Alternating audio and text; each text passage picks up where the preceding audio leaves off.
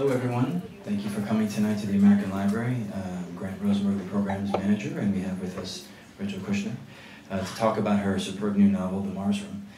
Thank you for your donations tonight, and as you know, along with a grant from the Annenberg Foundation that helps us put on our programming. And we couldn't do it without the help of our volunteers, and tonight we have Sarah, Ruth, Jackie, and the last person isn't here. A few programming notes. First, I want to let you all know, if you haven't seen, that there is a voter registration drive. And we will have people from Arrow registering people to vote in some of our programs before the end of the year and perhaps into the fall. As you probably all know, it is a nonpartisan, nonprofit organization. And we have 4 events left in the season after tonight, not including tomorrow's annual general meeting, which you're all welcome to attend. Next week on the 19th, we have Pamela Druckerman, library member and return speaker, who will be presenting her latest book, There Are No Grown-Ups, a Midlife Coming-of-Age Story. In it, she explores crossing the thresholds from youth to middle age and what it seems to mean to finally and truly become an adult. The next night on the 20th, the library director, Jeff Hawkins, will be interviewing François Bujon de Leston, a former French ambassador to the United States during Chirac's first term, and he will be here along with Séverine Bouet, who is a scholar of French ambassadorships, and she'll discuss those. And on the 26th, we have Exploring Artificial Intelligence and How That Will Impact the World. That's a panel discussion with Stuart Russell, a professor at UC Berkeley, and author of the book Artificial Intelligence, A Modern Approach. And we also have Gérard Barry, a professor at the Collège de France. And our final event of the season is on the 4th of July, when we have Viet Thanh Nguyen. He is, of course, the Pulitzer Prize-winning novelist of The Sympathizer. He spoke here last year, and he will be actually a writer-in-residence for 2 weeks in July. And he will talk about the book that he's just edited, The Displaced, Refugee Writers on Refugee Lives. He's also doing a couple of workshops on critical reading, so see me or email me if you'd like to sign up for those on July 8th and 15th. We've already booked a lot of events for the fall, so please take a look at the website. 5 years ago, precisely on April 17, 2013, I received an email from a novelist friend of mine, and he sent the following words to me and others. Friends, I would like to tell you about a new book, The Flamethrowers by Rachel Kushner. Rachel's a friend of mine, but that's never reason enough to recommend a book. The real reason is, wow, what a book! I'm eager for everyone I know to read it. It's an example of the very best in contemporary fiction. I find it amazing that we live in the very moment where we can go to our local bookstore and find this sharp, sweeping novel fresh on the shelves. It's a contemporary masterpiece, and I want you all to read it, unquote. Sorry to embarrass you. And I read it within days of that email, and I was gripped by it and sad to come to the end of its last page. It was an exhilarating read, and for months, and still I recommend it to people as a great example of a contemporary novel. What we read about in Rachel's books, that one as well as Telex from Cuba, and now The Mars Room, is a voice that I think is just bursting with stories to tell on every page. Each page dense in storytelling, and I'm constantly struck by how much story she fits into her books. This unrelenting storyness. All the characters, even the minor characters, have these very full, rich lives, often tragic but real, and they leap off the page with an authentic voice that's rare. I could go on, but I think we want to hear more from Rachel herself. Briefly though, she was born in Eugene, Oregon. She grew up mainly in San Francisco and has a BA in political economy from Berkeley, which she started when she was 16, and an MFA in creative writing from Columbia. And her first 2 novels were both National Book Award finalists. After our discussion, we will take questions as usual from the audience, and there are copies of Flamethrowers and Mars Room for sale, thanks to Shakespeare & Company. So let's welcome Rachel Kushner.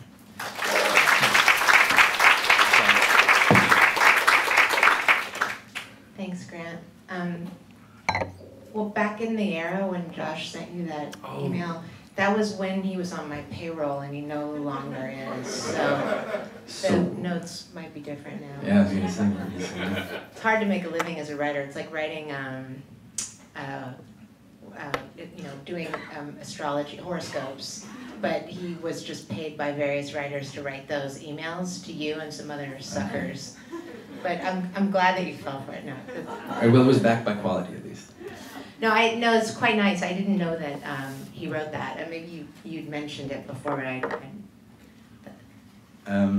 So I have some questions that things I'd like to ask you about.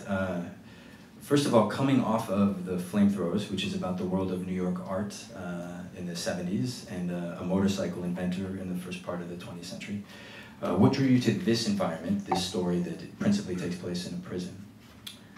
Well, so you'll cue me when you want me to read those two yes, pages, yes. Perhaps right? we can do that. Let's do that first, actually. Should we start with that? Okay. Yes.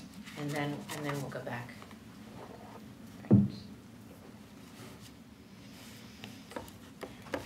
As I keep telling people, the only reason I have to wear these glasses is that in the last 3 years, they shrunk all the text in all the books.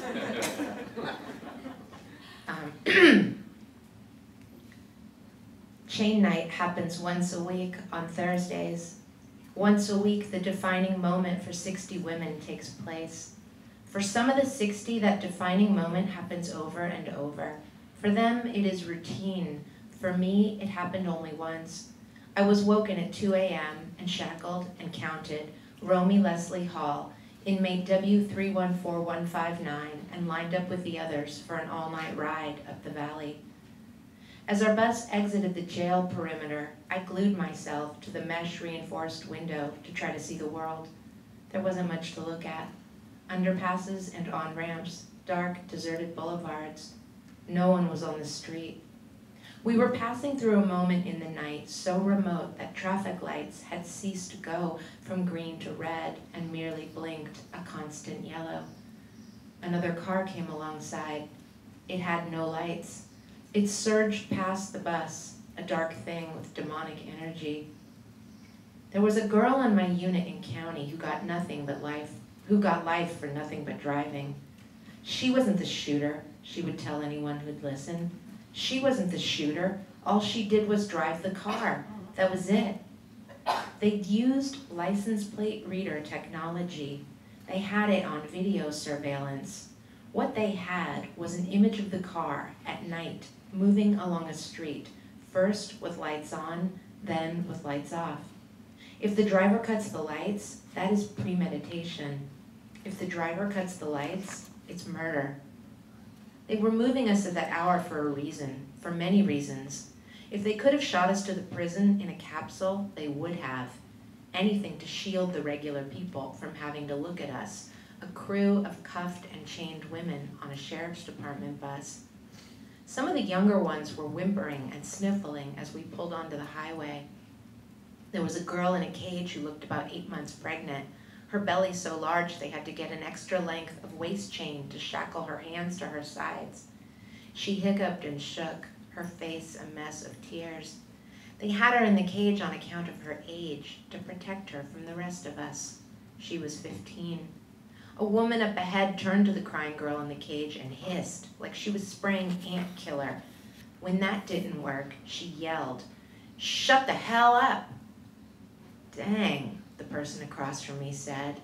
"I'm from San Francisco, and a trans to me is nothing new, but this person truly looked like a man, shoulders as broad as the aisle, and a jawline beard. I assumed she was from the daddy tank at County, where they put the butches. This was Conan, who I later got to know.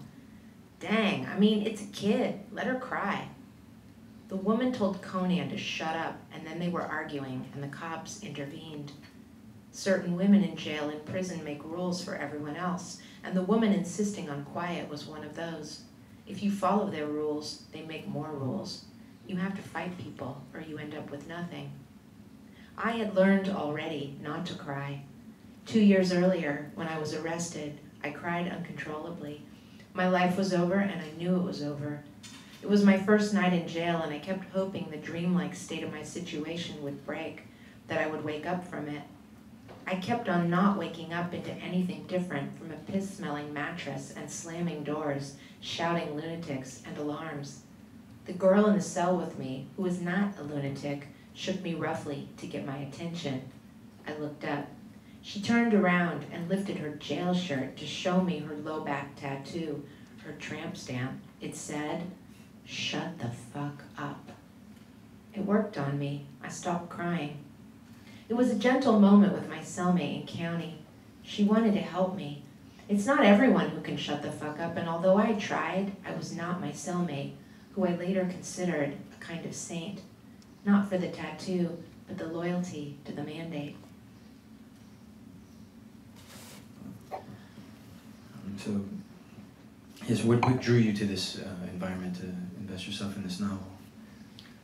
Well, when you say this environment, I guess you're referring to the environment, you know, wow, that's cool. I was just in Ireland and somebody mentioned that when there's thunder, it means that God is rolling kegs of Guinness. Just, you know. What does that mean in France is the question. It just means thunder. I don't know, I'll have to think about that. Why? So in terms of it, I mean, the book to me is not just about like the situation of people in prison or a woman on a bus who's got 2 life sentences, which my narrator has, and is being shuttled from jail to a prison that is deep north of Los Angeles in the Central Valley of industrial farming where we grow food in California.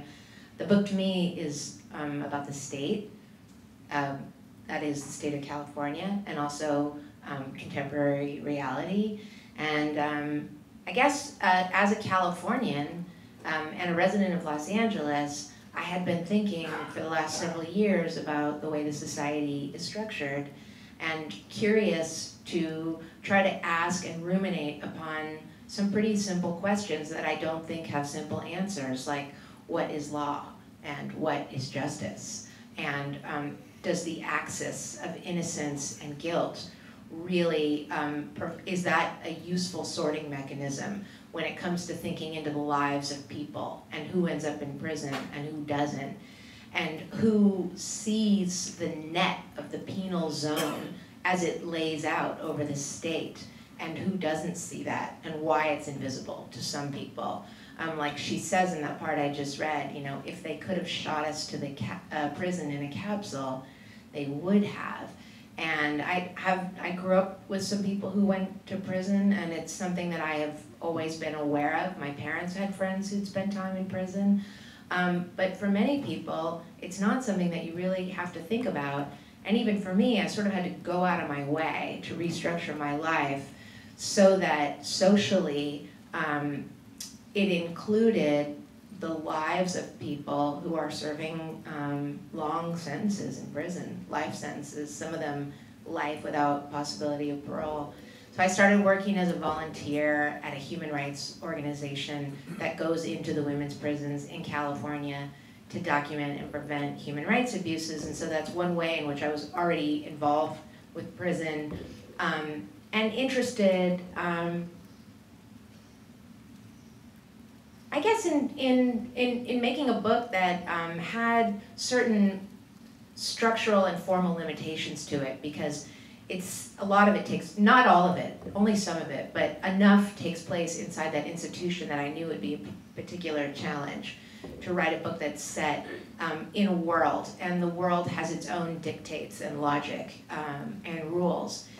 And also, based on what I know of the people I grew up with who went to prison, there were particular people who had a big impact on me because they were kind of socially flamboyant and leaders, partly because they were people who were willing to risk everything in order to humiliate a police officer. And so, you know, I have memories of a particular friend who went to prison and later died, who, a memory of him is that he was like on the ground with his hands cuffed behind his back, being pepper sprayed by a police officer, but saying something so cutting and humiliating to this cop that it was quite funny. And he was constantly having situations like this. And so that power struggle between people who are held captive and their captors is much more full of vitality and humor than you might think. Like the book is not like a tale of plain uncut misery, because people in prison tend to be incredibly resourceful and have very powerful and interesting personalities because they're so psychologically acute, because they've had to be in order to survive in prison. So some of it's inspired by that. That's one thing I wanted to ask you about later, actually, is that there is a lot of humor that is sort of undercutting the bleakness of that, and to what degree that was something you were conscious of, or just organically came out of the situation you were describing? Well, I think both. It's organically something that I understand and wanted to pay tribute to in my own book. So I knew that if the book was just an account of this terribly sad situation, that it would be not just artistically lazy, but untrue. So it needed, this was before I wrote it. I thought I want the book to have this crackle of the people I've known in life who managed to retain dignity and get the last word. So there were certain characters I thought of before I wrote it, but then when I sit down to write, it happened kind of naturally. I mean, I liked to try to be funny, but I think it is the funniest book I've written, and some of that maybe is because there's so much dialogue, because people in prison don't have much else, so people can talk. It's like one thing that can't really be taken away from them, partly because of the overcrowding situation. There's 8 women in a room. I only put 6 in a room, I think, in my novel for a few reasons, because it's like you don't really want to have 8 characters whose names the reader has to keep track of. And also it seems almost unbelievable, like that a room for 4 would be given to 8. And so in certain ways I had to pull back on some of the worst details of the reality of prison, or it would have seemed like too much for people who are unfamiliar with it. And so if I understand correctly, a lot of the details from your research went directly into the fictional characters. You spent time with certain people, both people you knew before and then prisoners who you've met subsequently during the research, and they told you stories that, how did you use the things that you learned in the book? Well, the people that I talked to in prison, I didn't use any of their stories, and I don't even take notes. When I go under the auspices of this human rights organization, Justice Now, I sit and I listen to people. And that time, the ethic of it is very clear to me, that you pay close attention to people and it gives them something, because they don't get to be every kind of version of themselves in prison. You have to be very closed up and careful with other people in prison because it's such a dysfunctional environment. But with somebody from the outside to whom you can speak quite privately, you can share secret things that you don't feel safe, you feel too vulnerable to share with the other people in prison, because they are people who have to compete for a limited supply of things. They have to hustle to get everything they want. And because of the fact that they are under the hammer of the rules, people are turning the structure of the administration to their advantage and trying to abuse other people. And this is just a classic paradigm that doesn't speak poorly of the women in prison, but is, a phenomenon that will happen with any caging of life, right? In a way that it's not meant to be caged. So when people talk to me, I mostly just listen to them, and I've become involved in people's lives individually, just because it's something that I feel as a citizen compelled to do, like helping somebody with their legal case, or writing a letter of commutation to the governor, because people are starting to hope that he's going to commute more as his term comes to a close, or sending somebody a care package, or taking their phone call and passing on a message to their family because their family can't afford to answer a collect call from the prison. So I do things like that for people, and none of that is part of the book. It's this sort of separate world that I lived and continue to live now over the last 6 years. So I'm hesitant to call it research, because it's like an engagement that's about my own life. But I did understand enough about prison as a result of this engagement to imagine a world that if somebody who was familiar with this world read the book, they would recognize it. A lot of the details they would recognize. I also hired a woman who is a very good friend of mine who spent 23 years in prison to be my consultant, and she drew me these incredible maps of a prison called Central California Women's Facility, which I sort of based Stanville, my prison, on. It's in Chowchilla, California, near Fresno.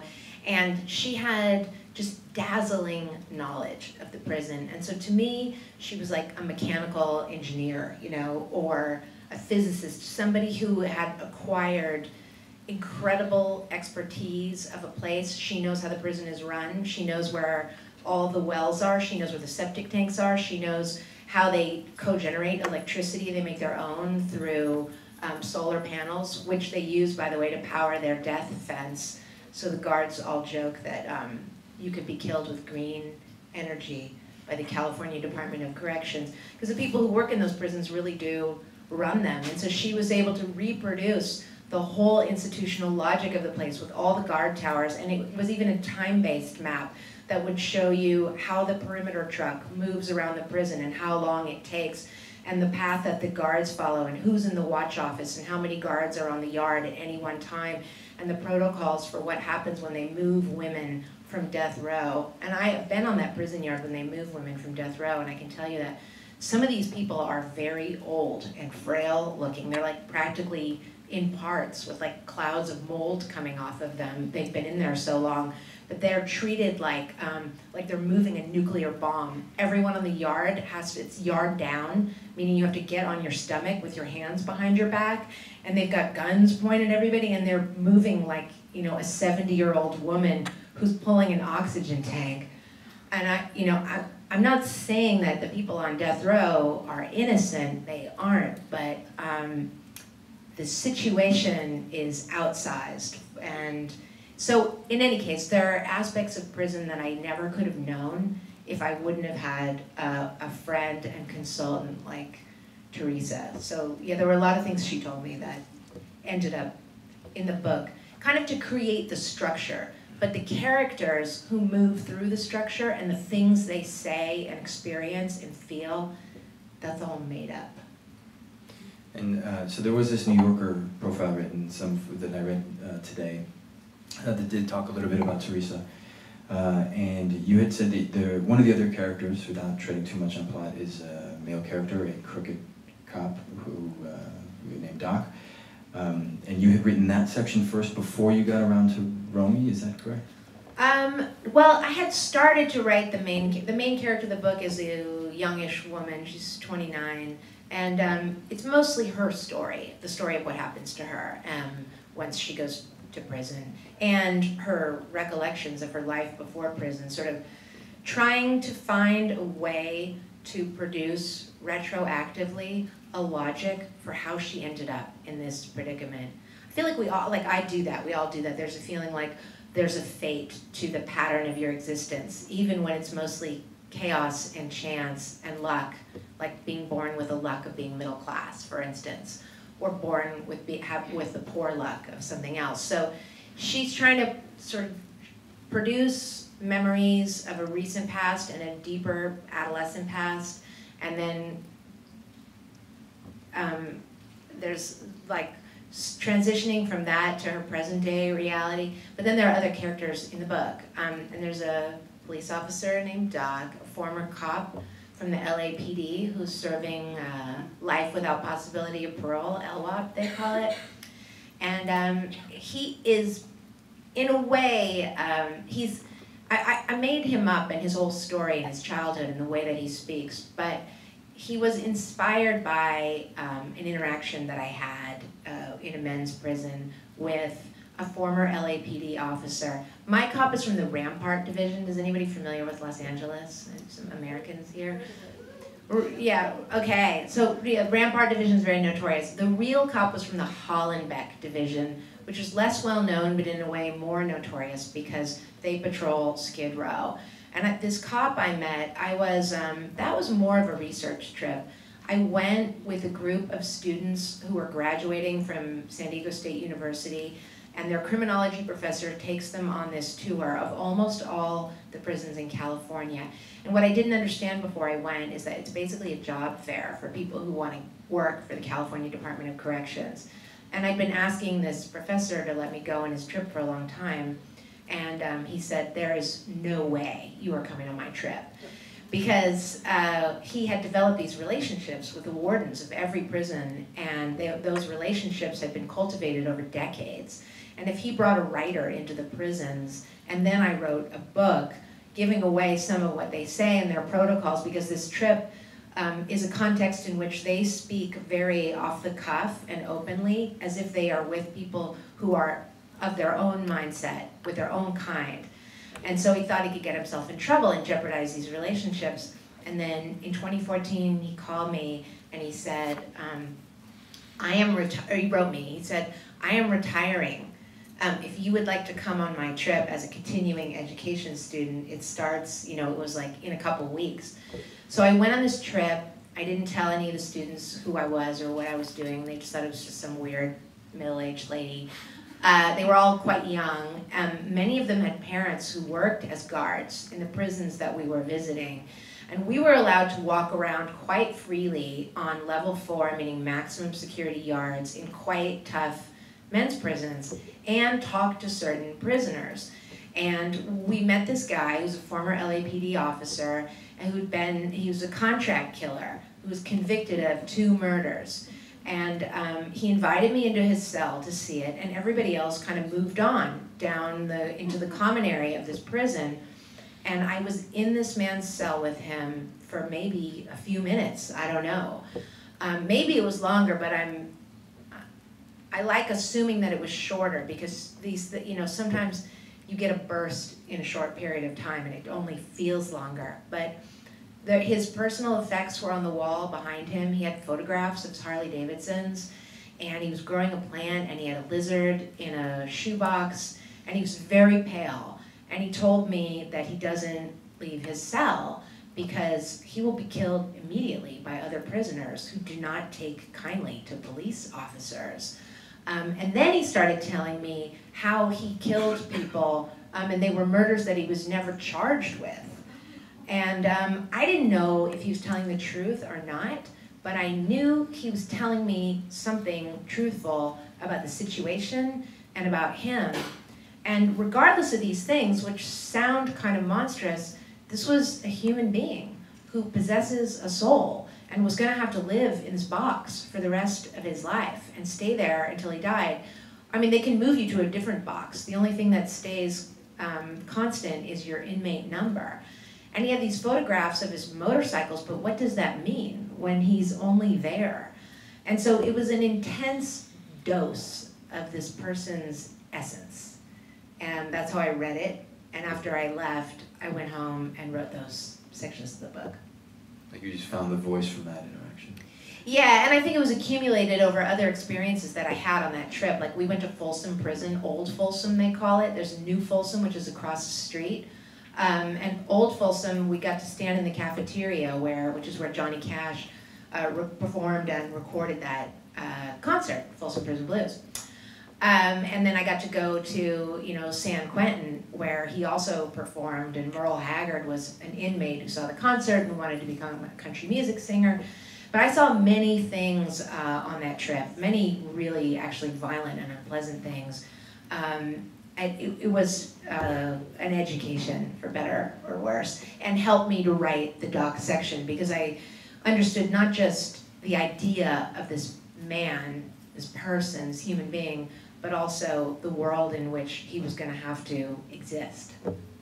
And so you talk about his and others' humanity being in that kind of place, and I know Charles McGrath, writing the New York Times, had written of the Mars Room that saying it is one of those books that enrage you, even as they break your heart. And its passion for social justice, you can finally discern in it. You can finally discern a connection between all 3 of your novels, and so. There are obviously social justice novels.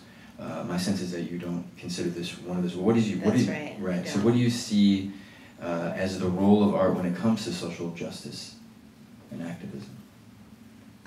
To me, the 2 are pretty separate, honestly. I'm a novelist, and if I was somebody who was an activist, like as for my profession, for my role in life, then I would write nonfiction books and, rally the troops and write political editorials and etc.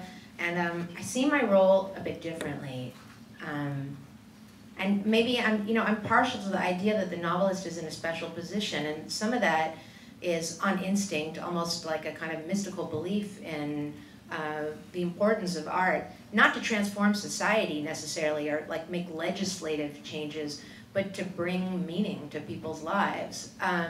But also, for empirically, in my own experience writing novels, I find that there are patterns and elements of truth in reality that, for me, can only be ascertained over the years that are required to write one sustained, imagined world.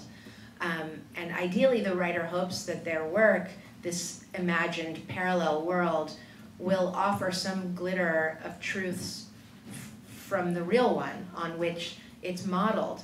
But some of that, in order to get there, requires deep thinking. And like I said, I asked myself some simple questions about the law and justice. Like, even just on a rudimentary level, what is the law? So, you know, a philosopher of law can give you a very long and complicated answer, and you can read a lot of books about it. But maybe, for me, it's useful to come up with a short answer first, like, okay, the law is a set of rules that are meant to be equally applied to all people. So what do you do when the reality that you're starting to live includes many different subjectivities who don't seem to have had equal lives at all? I don't have a solution to that. All I know is that other people's subjectivity comes to me quite strongly. Like, I'm not a judgmental person, and certainly in my work, I'm not. I'm interested in other people and understanding them rather than sifting them into categories of good and bad. And so a novel is a place, I feel, where one can do that without ever reducing things to polemics or messages. I don't have a solution. I don't think about a reader when I'm writing, and I'm not trying to manipulate a reader or convince them of anything, or even make them feel any particular way. I describe and try to push myself to think into areas of moral ambiguity. Some painful things, some funny things, and if a person reads the book and it makes them think, then that's wonderful. But I wouldn't, as I said, try to push them in a particular direction. I suppose at its most basic that even books like Uncle Tom's Cabin or The Jungle are at least just shining a light on some circumstance, and the reader can draw their conclusions. Yeah, but I don't see my book working necessarily in the tradition of those two that you mentioned. I'm more like Dostoevsky. Reference in the book. That's half joke, of course. But you know, like when you read Dostoevsky, you feel like you can think more intricately about people and notions of innocence, and the way that even a person who's done something very terrible has still this kernel of durability and inviolability in them.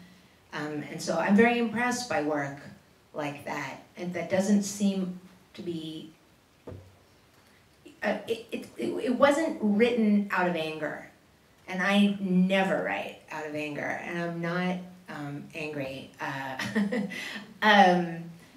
I write more because I don't know, it's just, I'm so interested in people, and I feel like there are worlds maybe that are, to some degree, ones that I think I am willing to see and can understand, and some of that is because I've been exposed to them from early on. So you write about what you're interested in, right? I'm going to go to some questions first, but one thing that I ask people a lot is I'm very curious personally about writing habits and how they may have evolved from when you began writing over a decade ago now. Do you have set times you write? Do you write only on the computer? Can you write in cafes? What is your regimen like? My regiment. Writing regimen. Should make up something really good right now. What would Michelle Houellebecq say? In the morning, I have all my teeth removed. At noon, I order 6 bottles of Johnny Walker Black. At 4 p.m., I move to Ireland, so I don't have to pay taxes. And then at 6, I write a novel that anticipates the future of the next 20 years in France. No, I'm just kidding.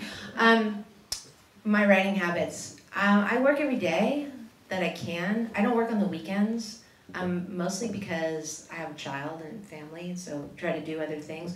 But I also find it useful to take that time off so that when I go back on Monday morning, there's been a bit of a break and I can reassess what I've done the week before with some distance.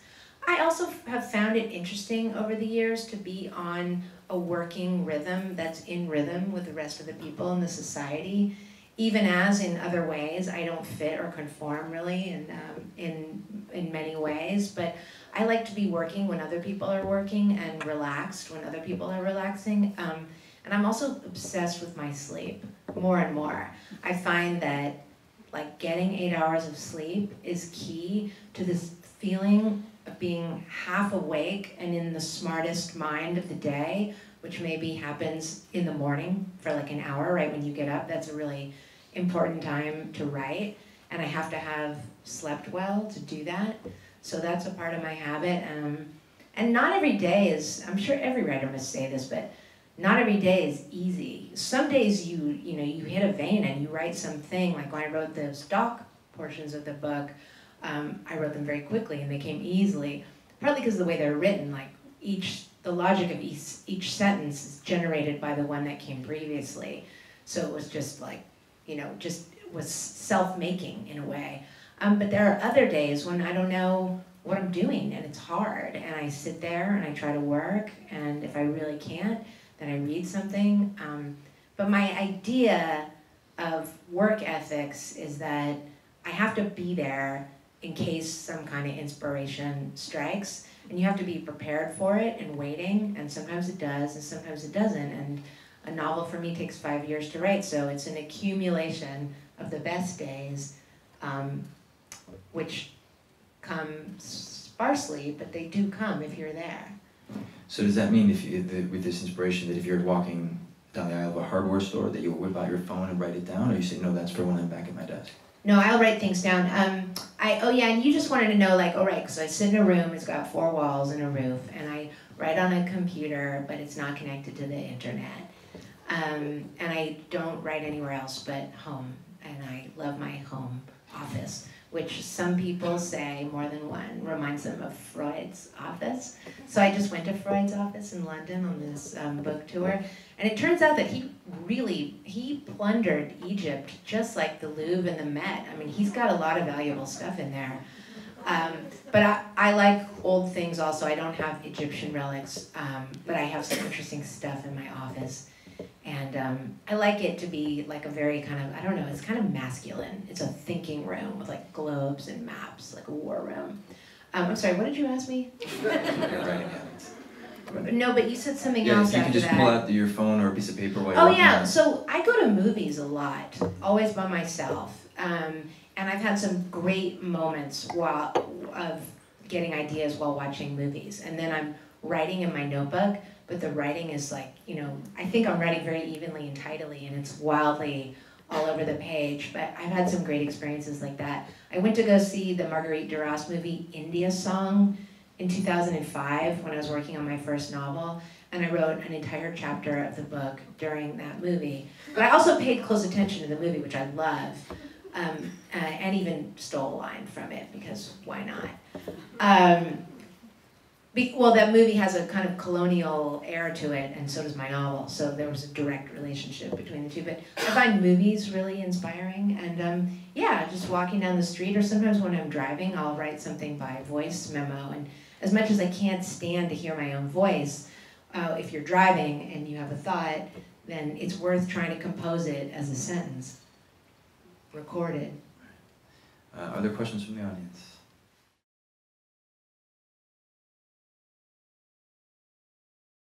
I mean, the book is a novel, so the information in it is all dreamed up by me, but the book took me a really long time to write. It was the first novel, and so I think I really had to figure out what I was doing as a novelist. And it was about 7 years, I would say, and the first part of it was all research, which I don't do anymore. I never even use that term research, but with that book, it was about Cuba in the years directly preceding the revolution and about the Americans who lived there and what their life was like and what they had to do with the revolution. Because, you know, for those who haven't read it, Raul and Fidel Castro grew up right outside this American colony that was under the, I guess, under the canopy of the United Fruit Company and the American government, which had a nickel mining operation in Cuba. And my grandfather was a metallurgist for the nickel mine, and so he and my grandmother and my mother and her 3 sisters lived in Cuba in the 50s. So I had gone with them just to go, not to write about it, and it turned out they were the only Americans ever to go back to this town where they had grown up, and they had incredible reunions with people they'd known there who hadn't spoken English since the Americans had left. And the residue of this, it was quite colonial in many ways, how the society was organized with a gated community of Anglo-Americans who lived on this road where they had even planted plane trees to make the executives feel at home. You know, the tropical foliage was considered sort of unsightly to them, and they, you know, imported iceberg lettuce so they could live their Midwestern lives, but in Cuba. And Fidel and Raul saw this world when they were growing up, and then Raul's column was right above the town in Nicaro, and my grandfather had left by then, but a bunch of nickel mining executives ended up getting kidnapped by Raul. It was very much of a publicity stunt because he invited Life magazine to come up there and take photos, and gave the Americans rum and gave them loaded pistols so they could practice target shooting, and they were all lying around in hammocks. My grandfather was totally jealous that he didn't get to have this experience. So this interplay and what happened in a very dense period of months before the revolution just spoke to me as a novel. And because of my grandparents and my mother and her sisters and all the people that they knew in Cuba, it seemed like I had great access. But I had to learn that whole world and then let go of it completely in order to imagine, you know, literary characters in a book and make them real to me. They couldn't just be based on what I was getting from my mother and the people that I interviewed. They had to be deeply, fully imagined. So that's why it was such a process.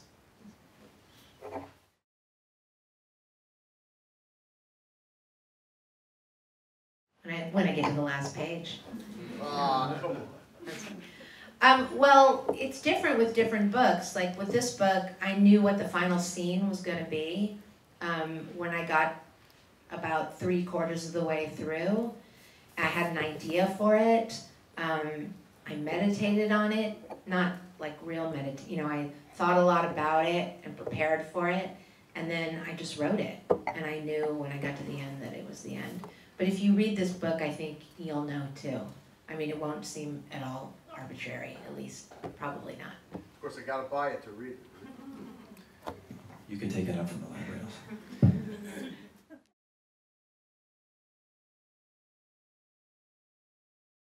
Well, I didn't know what I wanted to say is the thing. Like if you use fiction as a vehicle to convey a message or create an effect, and you know before you start what the effect is that you want to create, to me that would be dead material. It wouldn't work and it wouldn't be good. And part of that is that the material itself, in my experience, has to be a synthesis. It has to be a journey for me, corny as the word journey is. But I want to end up in a place that seems both totally inevitable and could not have been imagined beforehand. Because that's the kind of emotional, cerebral, psychological experience I want to have. Like for me, writing really is about the encounter with the unconscious. Like some of you, parts of your unconscious mind are smarter than you are. And it's in a way why I'm more interested in fiction in a sense than I am in nonfiction, because it's hard to disconnect your ego from your interests. When you're just writing analytically about experience, you're shaping it in a way. But if you're imagining things, it's like you are allowing things to pop up and characters and speaking through them in ways that you don't really anticipate beforehand. And some of it is kind of magical. So there's that. But I did, at a certain point, I knew I wanted the narrator to have a life sentence. So maybe through that I could answer your question. Like, the idea of the life sentence was strange to me. And it became stranger the more I thought about it. Because it's the unit with which you are meant to make good on your commitment to the state of California, to pay them back for the harm that you've committed. And it doesn't matter if you live 4 years or 40 years. However long you live, you can make good on your commitment and your record will be cleared. And you do that with your life. So it's like a very strange, almost a Judeo-Christian idea, except it comes from the justice system, which doesn't offer a concept of mercy that you might find in a Judeo-Christian framework. So I just started thinking into that. But the words for me sort of come first before the thing I want to convey. And whatever that is really to be decided upon by the reader.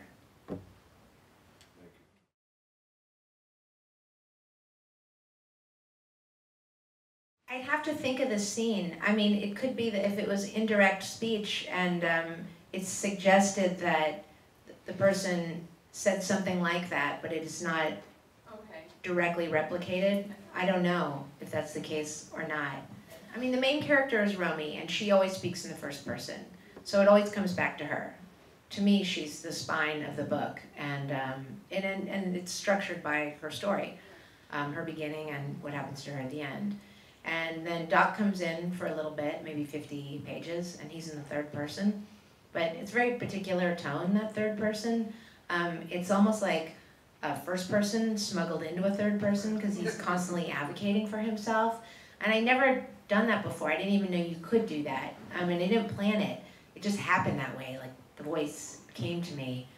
And then, you know, the person that Romy murders, the reason she gets 2 life sentences is that she kills this guy, Kirk Kennedy. And I decided that I wanted to have him in the book. And he doesn't appear until very late, but I thought his voice was important. And the reason that I did it is that I had a thought about him, which is, you know, he becomes fixated on the narrator, as you know. And I had only really thought about the effect of somebody who's like that, like a stalker, from the perspective of somebody who has experienced unwanted attention like that, and it can be profoundly destabilizing. It can take years to get over. But I suddenly had this thought about Kurt, which was that he's not fixated on the narrator in order to harm her or scare her or screw up her life. He is absolutely desperate to get what he believes he needs. So I wanted to show that. And then also he seemed like he was full of life and kind of funny to me. And then Gordon is told in a more traditional, close third person. So I don't know, they just got their allotments.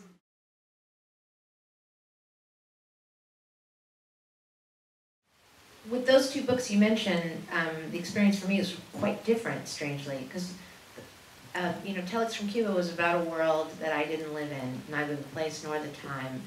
And as I said, part of the reason the book took so long was that not only did I have to learn that world and absorb it and metabolize it, but then I had to find a way to separate from it in order to draw from it and depict my own world and have sort of the freedom to imagine characters in the round, because that's how fiction gets written.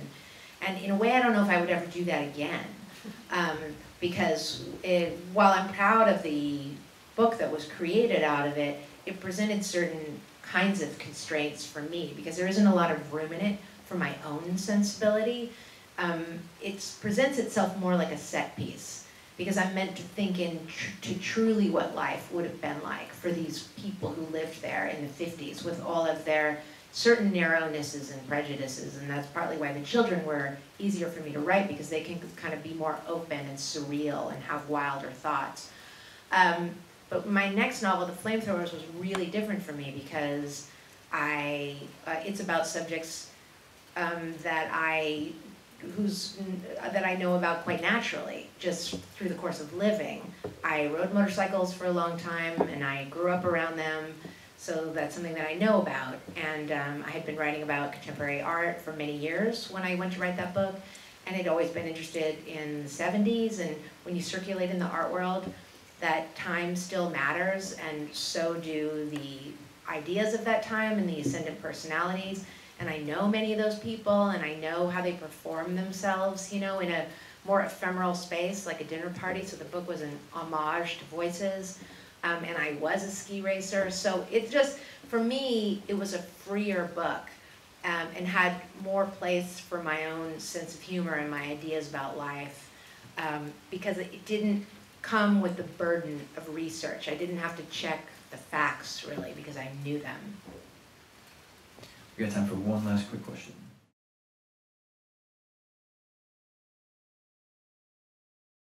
Your question presumes that I write about people who are different than me, and that I have some kind of anxieties that I'm trying to prevent making their way into the work. But in fact, this new book, The Mars Room, has an enormous amount of very personal detail in it from my own childhood and adolescence. And the struggle for me was that I didn't really want to include it in the book, because my general instinct is to take leave of myself through the form of fiction. Although I do think that books are portraits of people, and the way that one lives is almost, for me at least, a lens over the world that is a sifting for the novel. And I live life in a way that things either go in the book or they don't, but everything is pointing me in a direction, either away or toward what I'm working on. So in that sense, many things do filter into a book that are sort of encoded parts of my life. But in this new book, I went ahead and made the narrator from the neighborhood where I grew up, and I gave her my social reality that I lived. But as I said, I grew up with many people some people who went to prison, and many people whose lives turned out quite differently from my own, because I had educated parents and a stable situation in my home. But most of the people I went to school with did not have that. And my brother is the only person I know from that environment, besides myself, who went to college. So in a way, this book was a manner of reckoning with those differences. And if you want to learn more about that, you can read it. And on that note, thank you very much for having us. Thanks, everyone.